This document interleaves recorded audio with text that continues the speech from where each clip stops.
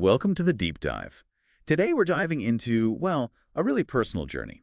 It's Olive Persimmon's book, The Coitus Chronicles, My Quest for Sex, Love, and Orgasms. Yeah, it's quite the title. And it documents her year basically exploring a sex-positive lifestyle in New York City, no less. Exactly. So we're going to unpack her experiences, everything from awkward moments and BDSM to Tantra, and really facing down some deep-seated shame around sex. And our mission here, for you listening, is to pull out the insights. What can we learn about sexuality, about overcoming our own barriers, maybe understanding different views on intimacy? Right. Think of it as getting the key takeaways, maybe some surprising bits, without getting lost in every single detail. So where does she start? Well, she talks about this 5-year period of unintentional celibacy. Yeah. And it wasn't just not having sex.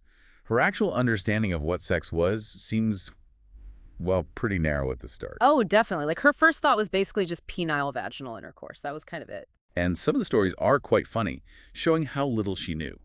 Like the Nuvering thing.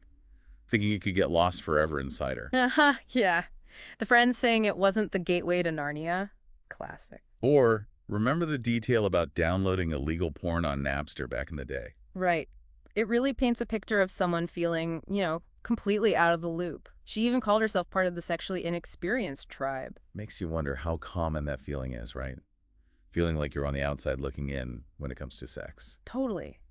And that feeling is probably what pushed her.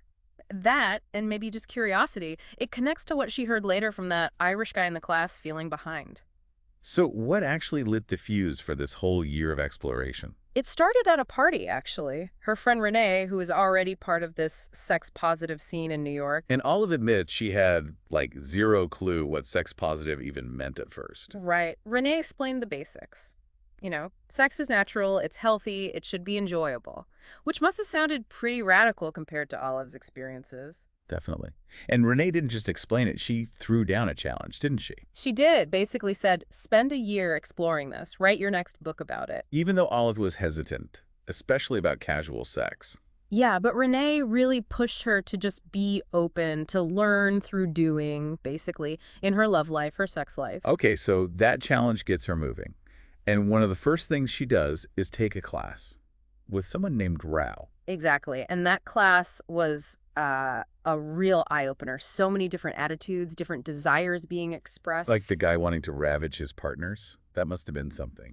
Yeah, she mentions being taken aback by that, but it showed the range, And then there was the Irish guy again, feeling like a high schooler, still scared. It shows how those feelings of inadequacy are pretty common, maybe fueled by society. But what's interesting is you have these open expressions of desire, but also underneath a lot of insecurity, which came out in this shame exercise. Ooh, tell us about that.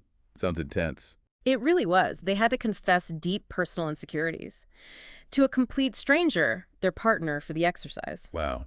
What did Olive share? She talks about how hard it was, but she shared her embarrassment about, the long time without sex, issues with her body image, even money worries. That takes guts. Yeah. Confessing that stuff to a stranger. Sometimes easier than telling friends, maybe? Could be. And she said she felt lighter after, like a weight lifted. Just acknowledging those hidden things. Powerful stuff. Definitely. And then Rao asked this killer question. Have you made that shame your story?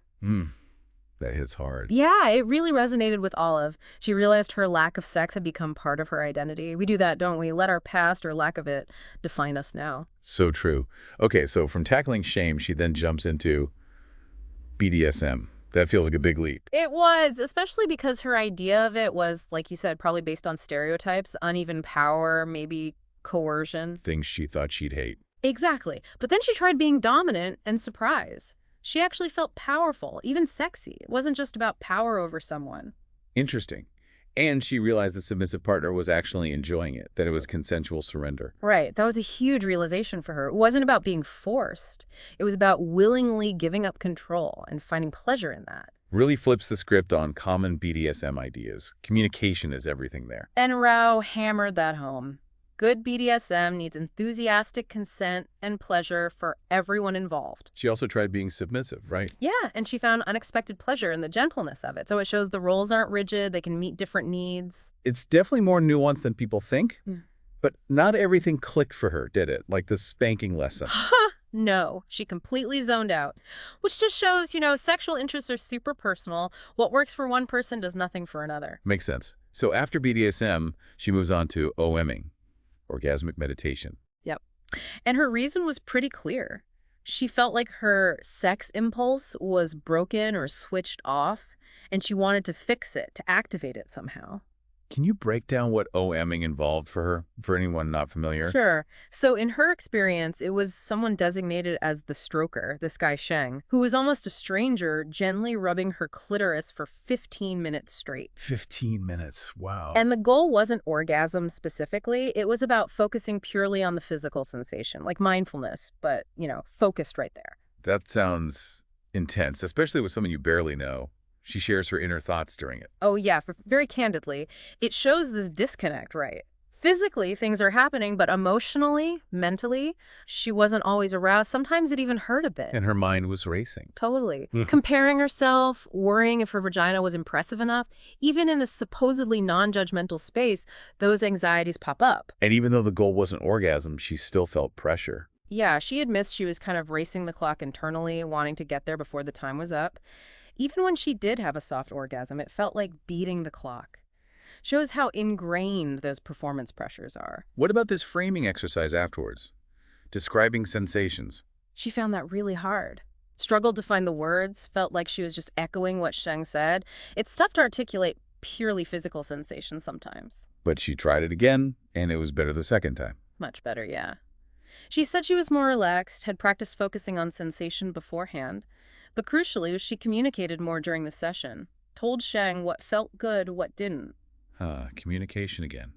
Seems to be a running theme. Always is, isn't it? It shows how much the dynamic and being able to speak up shapes the whole experience, even in these structured things. So moving away from structured sessions, she also had to navigate casual encounters and the whole issue of boundaries. Right. She wanted practice, basically, but felt like there was this dead zone of partners she actually felt good about.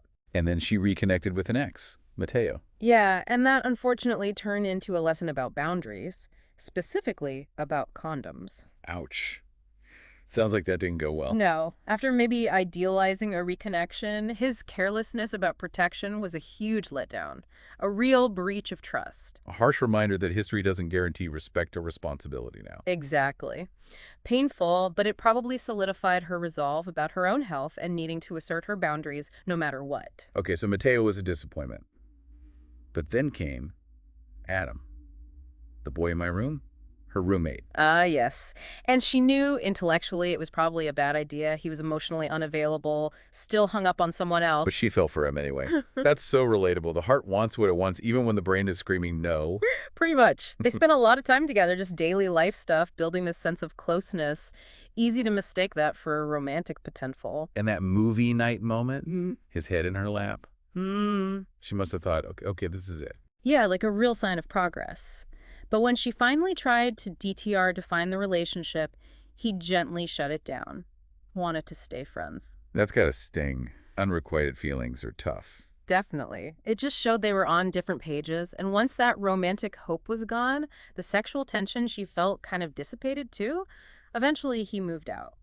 So after Adam, she tries one-night stands. How did that go? Mixed bag, really. There was Luke, the impulsive boyfriend for the night, but afterward she just felt nothing deeper, no real connection. Kind of confirmed her earlier doubts about purely casual stuff for her. Seems like it. The physical part happened, but without conversation or emotional resonance, it felt empty.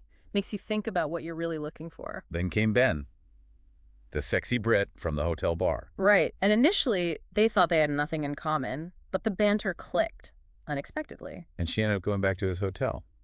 That feels like a shift for her. It was a big one. She really wrestled with it beforehand. The anxieties about casual sex, STDs again. Yeah. That fear was definitely bubbling up. But she went through with it.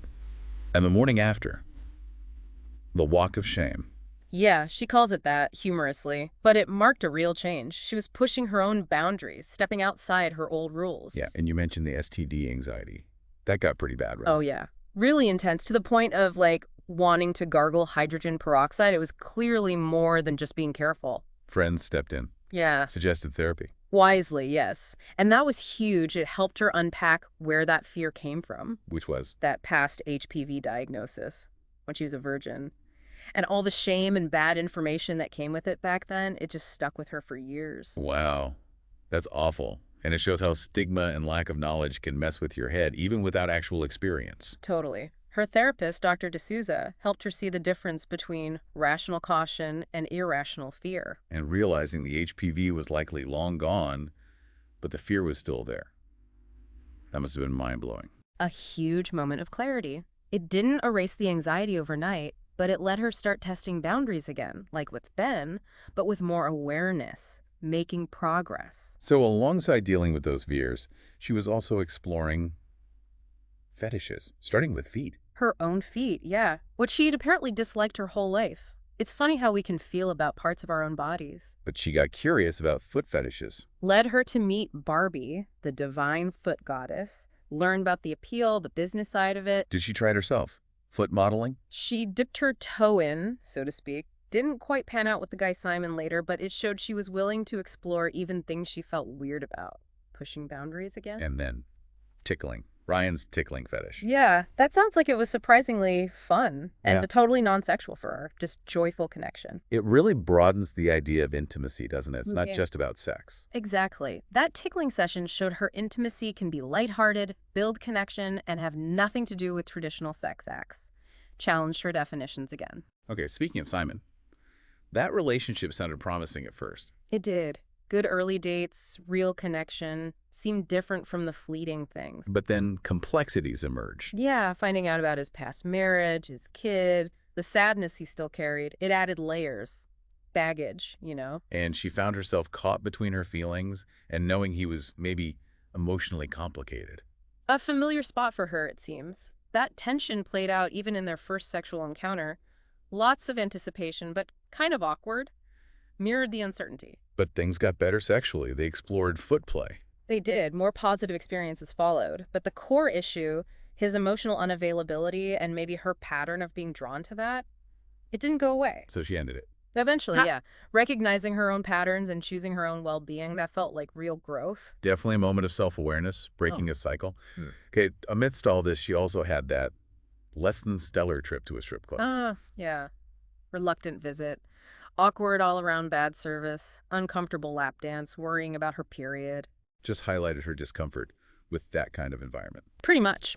Trying to chat with a patron, Kyle, who seemed more interested in her shock watch, just wasn't her scene. Showed her where her comfort zone ended in that kind of sexualized space. It's all part of figuring out your own preferences, right?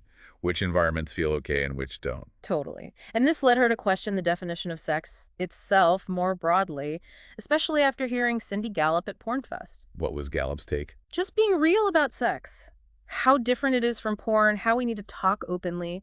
It made Olive realize her definition had been super limited, mostly just PIV. So she started researching, looking up what counts as sex. Yeah, and hilariously realizing she'd been using the word vagina wrong for ages. It shows even basic stuff isn't always clear-cut. It's true, the definition is so personal. Did this wider view lead to the friends with benefits thing with a man? Quite possibly. That arrangement was purely physical attraction. They both knew there wasn't a deep connection or long-term potential. Very pragmatic. A different way to meet physical needs without relationship complications. Exactly. Even the walk of shame became kind of a routine joke between them. Acknowledging what it was shows relationships can work in different ways if you're clear about it. Okay, so she explored sexual connection, but what about just touch? Platonic touch. Yeah, she looked into that too, cuddling websites, which led to that really bad experience with Steve. Oh, right, the boundary pusher. Massively. She wanted platonic cuddling. He kept trying to escalate. She set clear rules. He ignored them. Grim reminder that boundaries matter everywhere, even non-sexual settings. Absolutely. She ended that connection, obviously. Consent is ongoing, not a one-off. But she didn't give up on platonic touch entirely. No, interestingly, she then decided to pay a professional cuddler, Mike, for specifically unemotional human contact. The professional cuddler, what was that like? Apparently quite revealing. Showed her there's this real need for simple, non-sexual touch, especially maybe among straight men who don't get it elsewhere. Another facet of intimacy separate from romance or sex. Fascinating. And then Tantra came into the picture. Introduced by Karen, who described it as more of a mindset connecting with your body, your sensations. Which led to the rose ceremony attempt with Corwin. Oh, yeah. Sounds like it was a bit chaotic losing her phone and all, but ultimately quite sweet. Yeah, how so? The focus wasn't sex. It was just about receiving care, feeling seen, feeling beautiful with no pressure to give anything back. Gentle, non-demanding intimacy, simple gestures meaning a lot. Another different flavor of connection. Mm. Okay. And then maybe the boldest move, the squirting lab. Oh, yeah. Attending a class on female ejaculation, that's definitely stepping way outside the comfort zone she started with.